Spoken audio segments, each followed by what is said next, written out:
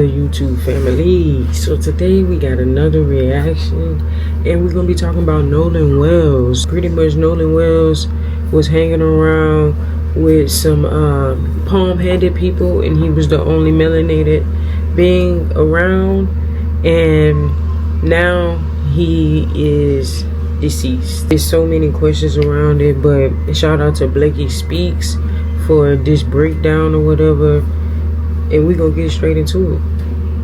Off the coast of Mississippi with a group of his friends. A few hours later, those friends left the island without Nolan. They claim Nolan chose to stay behind and planned to return later, but Nolan never made it home.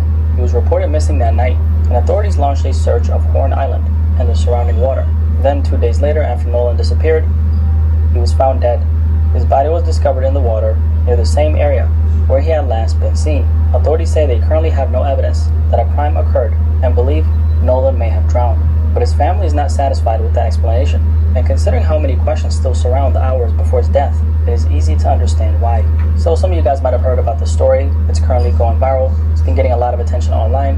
And I want to break down exactly what we know, what is being claimed, and why so many people believe something about this case does not add up. So, it here's the definitely story. don't It add starts up. on the 4th of July, 2026, Independence Day, in Ocean Springs, Mississippi. Nolan Xavier Wells was 18 years old. He had recently graduated from Ocean Springs High School and was playing wide receiver at Southwest Mississippi Community College. And people who knew Nolan described him as a happy, well-liked young man with a very bright future ahead of him. And on the 4th of July, like a lot of young people celebrating that day, Nolan decided to go out with some friends. He joined a group of his friends for a boat trip to Horn Island.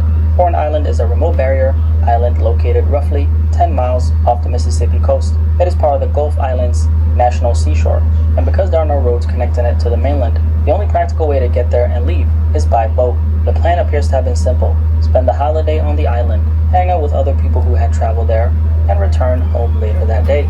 For the first few hours, it seemed like nothing more than a normal 4th of July trip with friends, but at around 3 p.m. that day, Nolan was seen near the northwestern end of the island. That would become one of the last publicly reported sightings of him alive.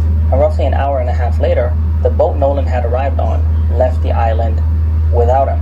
According. Okay, so we're gonna pause right here. If you're going on a trip with your friends, right?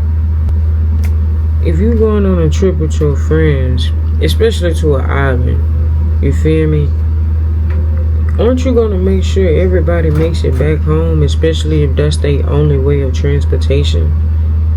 Like, make it make sense. But I'm gonna use friends very lightly in this video because people will call it those people his friends, and honestly, That night, one of I Nolan's don't friends feel like they contacted were at the all. Coast Guard. However, the Coast Guard has not publicly explained why the friend called or what was discussed. It only stated that the information provided during the call did not require Coast Guard assistance. And because the Coast Guard has not disclosed what was reported, we do not know why the call did not lead to assistance at that time.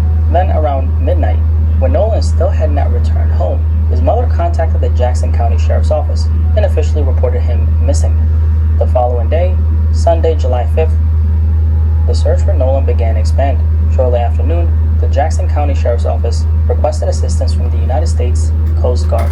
The Coast Guard issued an urgent marine broadcast and sent a helicopter to search the area around Horn Island. And around that same time, authorities released Nolan's description to the public. He was described as an 18-year-old black male, approximately 6'1", 180 pounds, and he had last been seen on Horn Island wearing blue swim trunks, sunglasses, and no shirt. As the day continued, additional agencies Literally the only searched black boats folk and there. aircraft, searched Horn Island and the surrounding water, but Nolan was not found. The search resumed early the next morning. On Monday, July 6th, aircraft were back in the air shortly before 6 a.m., while additional search boats were deployed around the island. Then at approximately 8:45 a.m., a United States Park Service ranger discovered a body in the water near the northwestern end of Horn Island, the same general area where Nolan had been last seen. Authorities were notified, and the body appeared to match Nolan's description. Nolan's family was then asked to come to the Lake Mars boat launch, where they met with Sheriff John Ledbetter and Coroner Bruce Lind. Later that morning, the family was taken to the coroner's office in Pascagoula. Shortly before 1 p.m., Nolan's mother publicly confirmed that the body found near Horn Island was her son. Nolan Wells was dead. So at that point, the family had identified the body, That's but the authorities crazy, had not man. completed the formal forensic confirmation. And then the following day, which was Tuesday, July 7th, the coroner officially confirmed Nolan's identity through dental records, and a state autopsy was performed. Investigators said they suspected Nolan may have drowned. At that point, they had not discovered evidence indicating that a crime had occurred. However, his official cause and manner of death had not been publicly released, and the investigation remained active. So Alright, so I just want to pause this right quick just to bring light to another situation that happened. And it's crazy that this just recently happened because I was just talking to my girl about the other situation that happened years ago, and I'm just thinking about it because I'm like, that case never got settled. Like, they pretty much just threw it away. But it was the lady, I really can't remember her name, but just look it up on Google, you'll find it. But pretty much in her situation, she was the only black lady at a sleepover or whatever, and it was about maybe 6 or 7 other white folks or whatever, and she the only person that ends up deceased. Like, make it make sense. And where she was literally like known for having a lot of racist issues and stuff like that. So it's like, come on now, you need to look more into it. But they don't care. They literally, they gonna look out for them. So I really feel like this is a repeated cycle, and we need to start having these conversations with our kids, letting them know, like, hey, if you're the only black person around, you might need to move around for real, because that's just what it is. I'm gonna just leave it at that. Y'all can go do y'all research on that other case if y'all like to. Young people who had gone out together for the 4th of July, and now one of them was dead. So the question became, what happened between the moment his friends left the island and the moment his body was found in the water? But as far as we know, Nolan was last seen near the northwestern end of the island.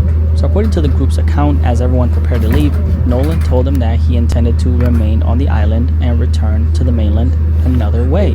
But because Nolan is no longer here to give his own account, we do not know exactly what was said during that particular conversation. And of course, the young man never made it back to the mainland. He never returned home and was later found dead in the water near the same area where he had last been seen. There was also another more detailed description of what supposedly happened, and that came from a woman named Ashley Cole.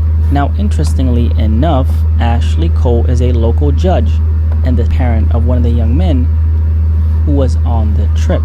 She published an extensive Facebook post sharing her family's version of what happened. And according to Ashley Cole, the boat the young men were traveling on began taking on water, forcing the group to leave the island at around 4:30 p.m. She also stated that Nolan made the decision to stay behind. Now keep in mind, Ashley Cole was not on the island herself. Her statement was based on what her stepson reportedly told her, not something she herself personally witnessed. And because she is a judge who is also the mother of one of the young men on this trip, obviously that is a reason why a lot of people may view her account with caution. I just don't really think that she would say anything that would incriminate her own stepson. Now that doesn't mean that she's automatically lying or that she used her position to influence the investigation, but because she was not on the island herself, her statement should not be treated as a neutral, first-hand account of what happened. Now there's also some information from Nolan Wells